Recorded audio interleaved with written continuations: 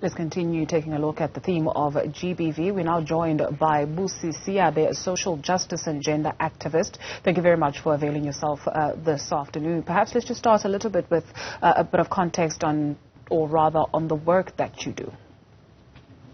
Thanks very much for having me. A lot of the work that I do is to stand as, a representative, as an activist for women, girls, the LGBTQI community, as an ally in situations of GBV and femicide. And I also work with organizations such as the Black Women Caucus and the Call to Action Collective that organized the 2019 GBV conference, national conference with the president. What are some of the stories that you can tell us about that do not necessarily make it onto the mainstream media space?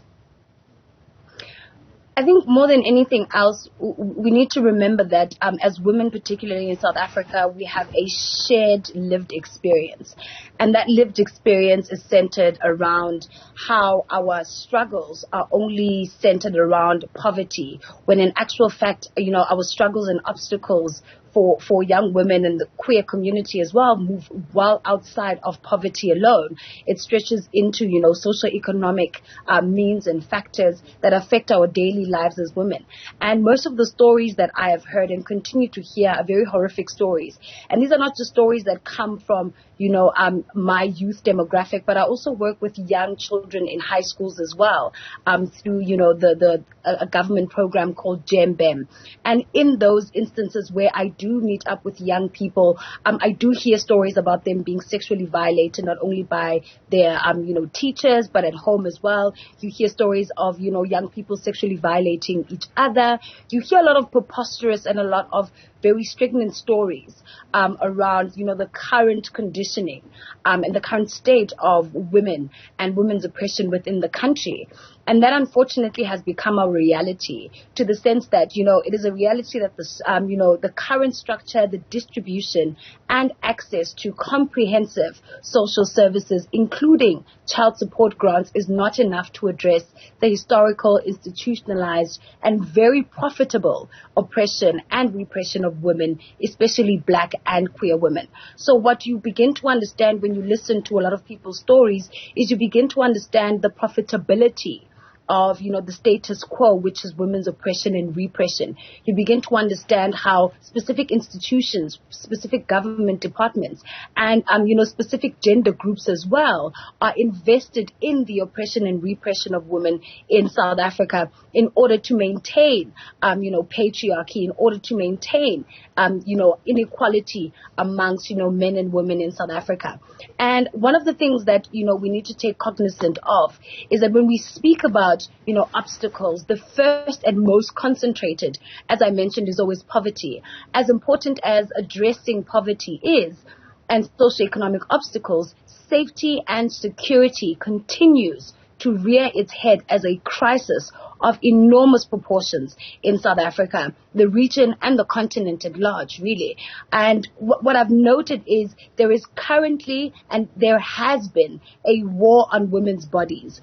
Today is a weeping day for women, and we weep because men continue to prey on the weak and the vulnerable. South Africa is a war zone because no country, except, war zones, has men who are as merciless on women, children, and the LGBTI community like ours. And we have not only become the world capital for killing women, but we have normalized the disposability of women and the LGBTQI community. And a lot of, when we look at gender-based violence and when we look at Women's Month to a large extent, we tend to ignore the LGBTQI community and a lot of, the repression and oppression that they are met with in their communities in terms of, gender killings, in terms of, reforming them, using rape and using very violent means. So in this particular month, and I think this should be a theme for the entire year and for years to come more than anything. We should be focusing on remedial actions, immediate, tangible actions that can address the security and safety issues that we have in this country. You speak of the profitability of the oppression and repression of women. How do they make a profit off of that, and who profits? To a large extent, you'll have security companies profiting from, the lack of safety and security for women, in the sense that, now as women, as opposed to a re-education of men, in our society around the importance of women and how to treat women, we have situations where women are now going through, active training to defend themselves, right?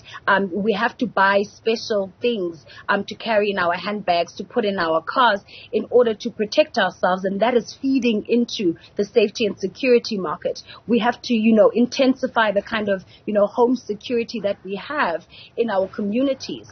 We find ourselves in spaces where, we can no longer walk in the dark. We can no longer walk at night. We have to continuously be in large groups. We find ourselves in situations where financially, because of the economic constraints in the country, women are now subjecting themselves to precarious and dangerous sex work, with the aims of trying to, manage the kind of, economical downfall we're finding ourselves in. And that is being, expropriated by people who understand the financial benefit of selling specific, sprays to women, laid tags, and all these other, material things that are there to, or supposedly there to keep us safe, when in actual fact, the issue of safety and security is more of a state government issue. It's more of a, institutional kind of mechanism, and it's also based on education to a large extent. You find people paying large sums of money for defense training. You find people spending large sums of money for, gender sensitivity training, which in actual fact does not yield the kind of results that we're attempting to see. So at this point in time, women have found themselves in a position where you have to think about whether you have enough money to feed yourself and your family and everyone around you, or if you're going to use that money to secure yourself some form of pepper spray, some form of, tag, in order for you to be able to protect yourself from the very same people that you're attempting to serve and form a community and society with. Yeah, if you've been to a self-defense class, the instructor will tell you, I'm not sure if it's all instructors, but one once said, before you even train physically, before you even get that pepper spray, you need to fix your mind, and you need to have a conversation with whomever it is that you are living with, that if anything were to happen, whether we're here or outside, one thing you must decide is that, am I going to be taken to the next location where I do not know whether I'm going to be raped, or am I going to actually say, just kill me? So it's a matter of life and death, and you say, rather than violate me, I'd rather you kill me. So when you take a look at that situation playing itself out, especially with young people in the country, I hear you saying that socioeconomic conditions are not that much of a factor, and I do apologize if I'm misquoting you there. But basically, how then do we deal with the situation where we're seeing more and more young people who are falling pregnant, right? And they're falling pregnant at the hands of men who have the financial means to, quote unquote, take care of them, and then leave them with these pregnancies. So socioeconomic factors are a big part of what is creating, this inequality amongst men and women. But at the heart of, our issues around gender-based violence and femicide is safety and security. And this is something that can be exacerbated by socioeconomic issues, but it's not at the heart of it. And I think one thing that we need to take into cognizance is that it remains a problem that men have no respect for women. Men continue to be divisive and abusive as they feel they can do what they like with their girlfriends or partners because they buy them airtime or groceries. And in the instance where you're seeing, the rising number of teenage pregnancies, the rising number of, young people falling pregnant, not out of, from a positionality of family planning, but from a positionality of them being taken advantage of and not understanding how to, better protect themselves from, these socioeconomic, factors around safety and security. We understand that, our society has a problem in which our men think that culture, custom, and religion empowers them to deprive, their wives, their sisters, their daughters of their rights. So this backward and oppressive outlook is even reinforced by those who hold positions of influence and authority, who prey on women and take advantage of them. So when we look at situations that, young women find themselves in, when you look at situations that, women in general, including the LGBTI community and queer bodies find themselves in, you begin to understand that women are considered to be a means to an end. We're not considered to be contributors to society. We're not considered to be contributors to the economy. And because of that, there's an attitude in our society that renders women disposable. To say that, regardless of how many women are killed, regardless of how many women stand up, regardless of how many women protest or are activists around a particular issue, we will never raise gender-based violence and femicide as a crisis in this country. In the same way that COVID-19 was a crisis, gender-based violence and femicide continues to be a crisis in our society.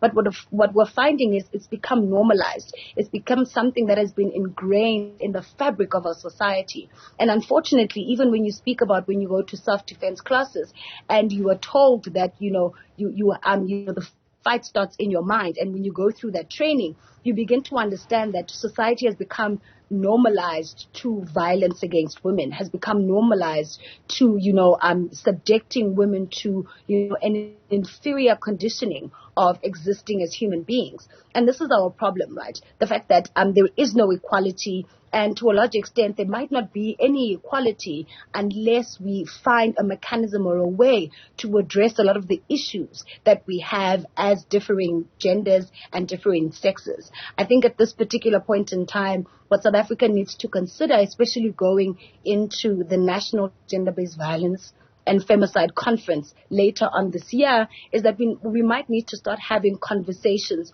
with not only people who have influence and political power, but we might need to relook the policies that we have enacted. We might need to relook a lot of the structures that we have in our societies and in our homes. We have to go back to where it all begins, and that's in our homes. We have to go back to our communities, and we need to uproot a lot of the issues that are exacerbating gender-based violence and femicide.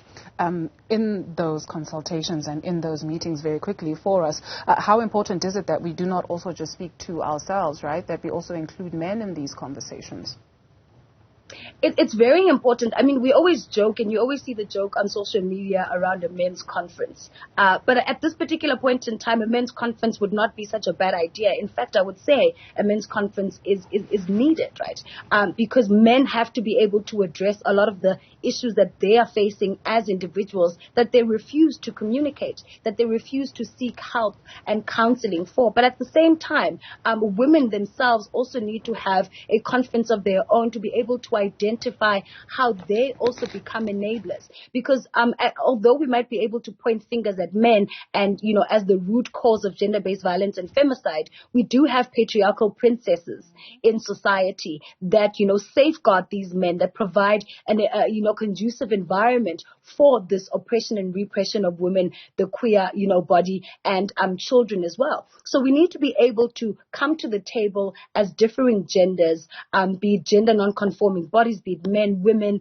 be it the LGBTI community, and representatives for children as well, and to have an honest conversation that will lead to tangible policies that we can immediately implement. And we also need to have a lot more harsher laws to be able to address a lot of, the issues that we're facing in society. The proposal by the ANC Women's League to, have chemical castration for men, although it sounds like an ideal proposal, understanding the way that the law is structured in society and how ineffective, the court system is, how ineffective the police are in and of themselves, you begin to understand that becomes a far-fetched kind of ideal. So we need to look at what can we do immediately, what can we do now that will be able to reduce and to a large extent extinguish the numbers of GBV and femicide within our communities, and to start on the path of gender equality as we should, as is enshrined in our constitution